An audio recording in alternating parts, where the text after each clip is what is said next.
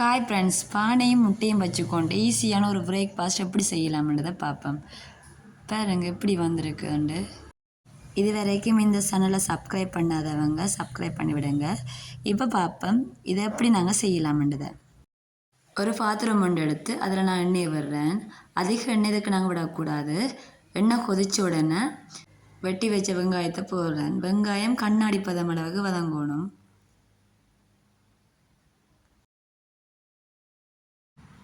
இதுக்கு 2 ஸ்லைஸ் பானை எடுக்கிறேன்.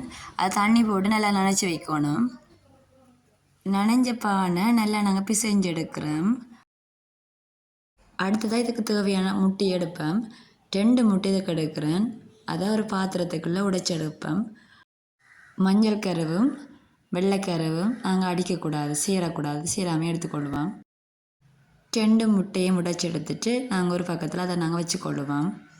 முட்டை தானே இதுக்கு முக்கியமானதாக இருக்கும்.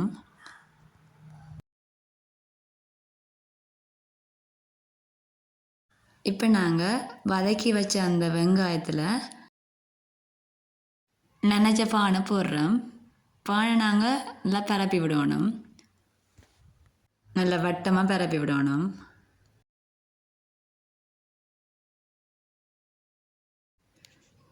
இந்த பானைக்குள்ளே நாங்கள் இப்போ முட்டையை சேர்க்குறேன்.